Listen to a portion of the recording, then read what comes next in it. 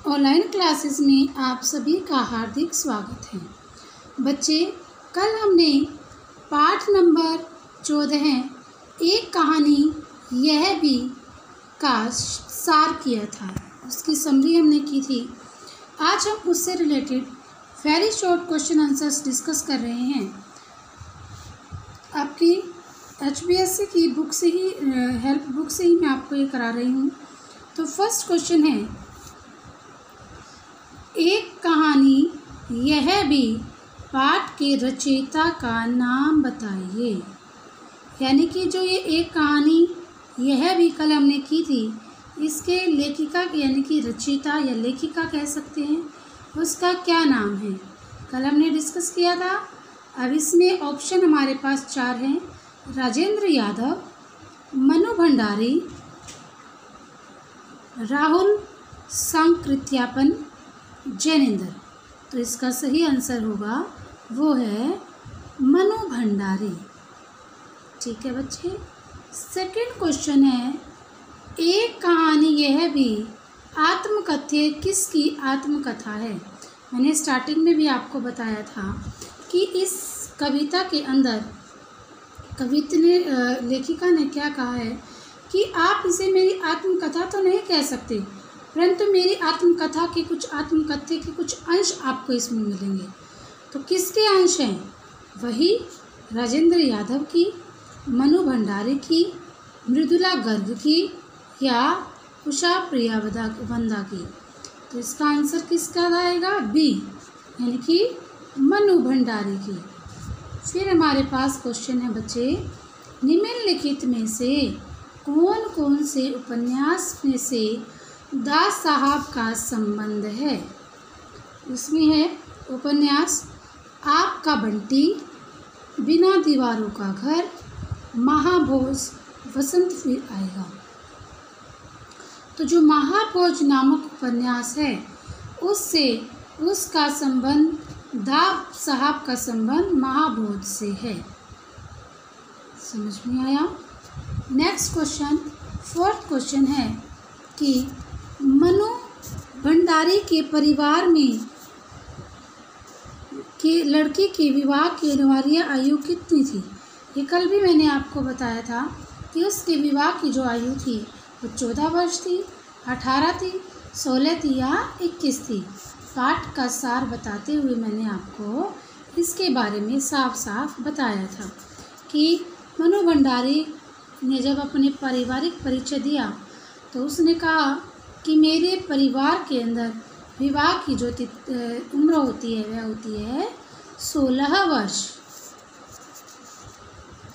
मनु भंडारी जी की इंटर तक की शिक्षा कहाँ पूरी हुई? कहाँ पूरी हुई थी? दिल्ली में, अजमेर में, इंदौर में, लाहौर में। तो इसका सही आंसर आएगा अजमेर में। इंटर होती है 10th की कक्षा, 10वीं क्लास।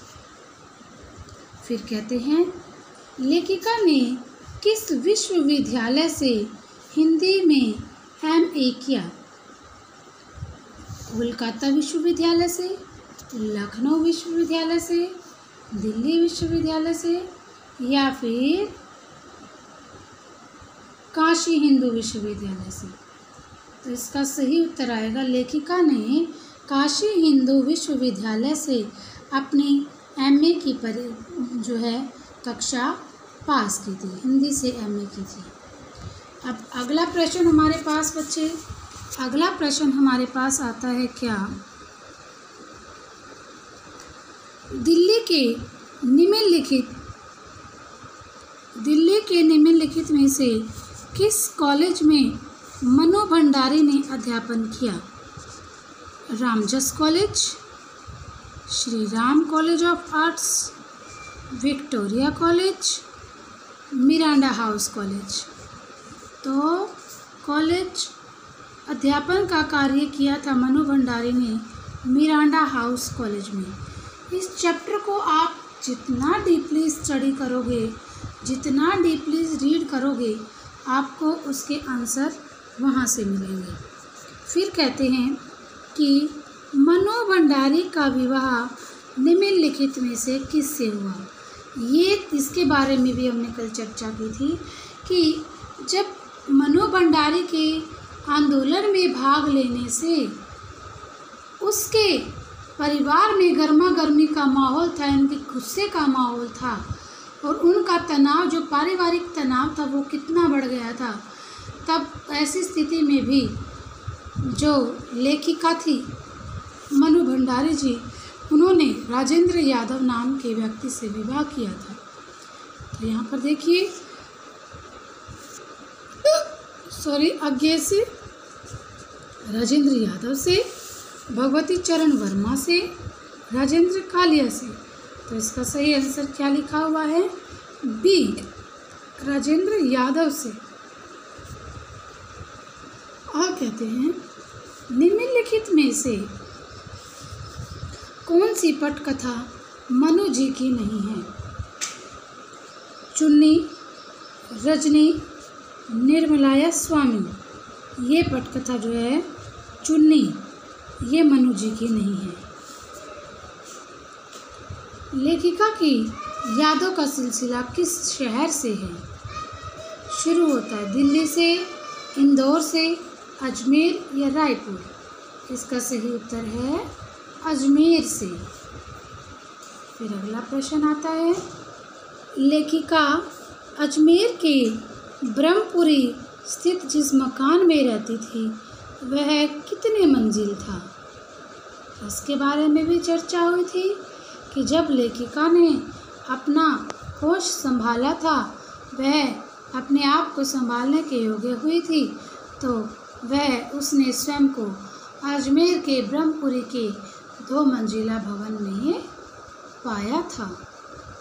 तो इसका सही आंसर क्या होगा? 2। लेखिका की माँ की विशेषता थी, क्या थी? वह अनपढ़ थी, वह सहिष्णु थी, वह त्यागमयी थी। यह तीनों ही आएगा, क्योंकि जब कल हमने इस चैप्टर का सार किया तो उसमें क्या आया था? उसमें ये आया था कि जो हमारे सारे बच्चों की, मेरी माँ जो है अनपढ़ थी, परंतु सारे घर को वो अच्छे से संभालती थी, घर गृहस्थी को अच्छे से संभालती थी। हमारी सभी की प्रति अपनी माँ से ही सहानुभूति थी सभी की। और मेरी जो माँ थी वो मेरे पिताजी के भी गुस्से को सहन करती थी। तो इसीलिए माँ को क्या कहा गया है? माँ को अनपढ़, सहिष्णु, त्यागमयी, तीनों ही विशेषताओं का कहा है। अब अगली पिताजी की बारी आती है भाई। लेखिका के पिता की विशेषता थी। अब पिताजी क्या थे? कोमल और संवेदनशील, बेहद क्रोधी, दोनों या कोई भी नहीं? ये भी कल डिस्कस हुआ था जब लेखिका ने ये बताया था कि मेरे पिताजी एक और तो कोमल और आदर्शवादी संवेदनशील हैं और दूसरी तरफ वो बेहद क्रोधी, अहमवादी व शक्की स्वभाव के व्यक्ति हैं। तो इसमें क्या आएगा? इसमें ये दोनों ही ऑप्शन आ जाएंगे। तो सी इसका ठीक उत्तर आएगा, दोनों। अब अगला क्वेश्चन क्या है? एक बड़े आर्थिक झटके के कारण लेखिका के पिताजी को इंदौर छोड़कर कहाँ जाना पड़ा? दिल्ली में, अजमेर में, भोपाल में, आसनसोल में। तो इसका सही आंसर क्या आएगा? अजमेर में। उसके पिताजी कहाँ गए थे? अजमेर में गई थी। अब है, लेखिका बचपन में कैसी थी? काली, मरियल, दुबली या तीनों? तो लेखिका जो बचपन में थी वो काली थी, दुबली थी, मरियल थी, तीनों ही थी। तो इसका आंसर क्या आ जाएगा? तीनों। लेखिका से 2 साल बड़ी बहन का क्या नाम था? इस नाम को भी कल हमने डिस्कस किया था। सुशीला था, रूपा था, मनोरमा था या तमशा था? तो इसका सही उत्तर क्या आएगा? सुशीला। कब जिक्र आया था इसका? इसका जिक्र तब आया था जब सुशीला का विवाह कर दिया गया था। सुशीला बचपन में कैसी थी, इसके बारे में भी डिस्कस हुआ था। और कैसी थी, खूब गोरी थी, हंसमुख थी, स्वस्थ थी, तीनों। तो तीनों ही यहाँ पर आ जाएगा, क्योंकि बहुत सुंदर और गोरी होने के कारण ही लेखिका के पिताजी उसकी बहन सुशीला से प्यार करते थे, लेखिका को नहीं करते थे। फिर अगला क्वेश्चन है, लेखिका बचपन में पिताजी के किस स्वभाव पर भन बना जाती थी। भन बना मीन्स गुस्सा आना, वो तमतमा जाती थी, मीन्स गुस्से में लाल हो जाती थी। तो क्या बात है, शक्की, हंसमुख, चंचल, वाचाल। तो उस लेखिका का गुस्सा तब आता था जब वो उसके पिताजी उन पर शक करते थे।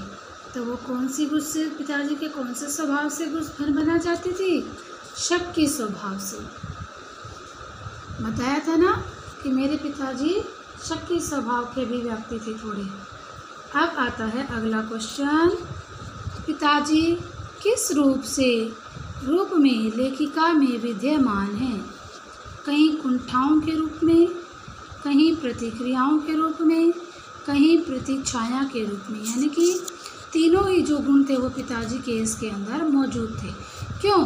क्योंकि लेखिका क्या थी, गुस्सा भी करती थी, सहनशील भी थी, और लेखिका उसके पिताजी के जन आंदोलनों में भी भाग लेती थी। इसीलिए पिताजी के जो तीनों रूप हैं वो लेखिका के अंदर पाए गए थे, विद्यमान थे। फिर है, 5 बहन भाइयों में लेखिका किस नंबर पर है। तो 5 बहन भाइयों में लेखिका किस नंबर पर है, पहले पर, चौथे पर, 5वें पर या दूसरे पर। तो इसका सही उत्तर कल भी था जब लेखिका ने अपने बारे में बताया था कि 5 बहन भाइयों में मैं सबसे छोटी थी। तो लेखिका कौन से नंबर पे थी, नेचुरल सी बात है, सबसे छोटी थी, तो कौन से नंबर पे आएगी, 5वें नंबर पे। फिर आती है बात, सबसे बड़ी बहन की शादी के समय लेखिका कितने साल की थी। 10 साल की, 7 साल की, 3 की या 9 की। तो वो थी 7 साल की। लेखिका ने निम्नलिखित में से कौन सा खेल नहीं खेला था। पहला का ताश, गुड्डे उड़िया का, लंगड़ी टांग, पकड़म पकड़ाई। तो लेखिका ने ताश का जो खेल था वो नहीं खेला था। ठीक है बच्चे, अगला क्वेश्चन हम डिस्कस करेंगे क्या,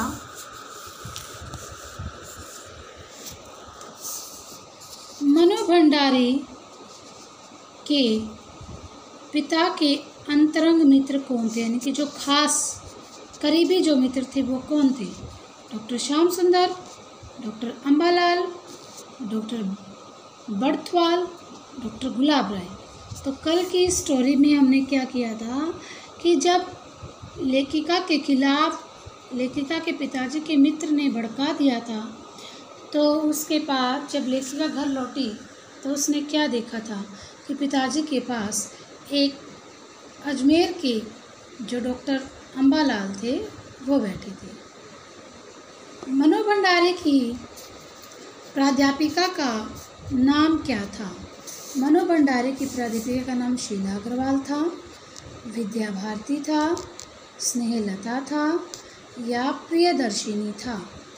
तो जब आपको मैंने बताया था कल कि उनको साहित्यिक रचना के अंदर जो उनका साथ देने वाली जो महिला थी उसका नाम उनकी वो क्या कौन थी, उनकी प्राध्यापिका शीला अग्रवाल। उन्होंने ही साहित्यिक जीवन के प्रति लेखिका के अंदर रुचि पैदा की थी।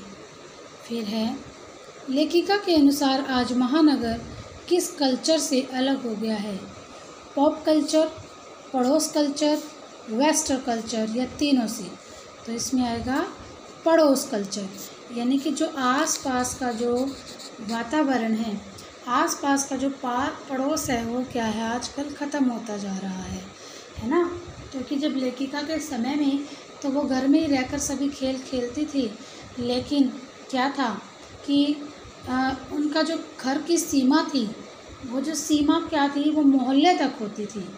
घर की सीमा मोहल्ले तक आती थी, पास पड़ोस तक आती थी। लेकिन आजकल क्या है, पड़ोस का जो कल्चर है वो ख़त्म होता जा रहा है। फिर आज के लिए बच्चे इतना ही करेंगे। 15 क्वेश्चन हम करेंगे, उसके बाद हम बाकी के बचे हुए क्वेश्चन को कल डिस्कस करते हैं, 1 वर्ड आंसर्स को। ये HBSC स्टूडेंट्स के लिए काफ़ी इम्पोर्टेंट है, तो इसको आप अपनी नोटबुक में उतार लीजिए या फिर स्टूडेंट्स की गाइड से इसको आप लर्न करें। Thank you, have a nice day.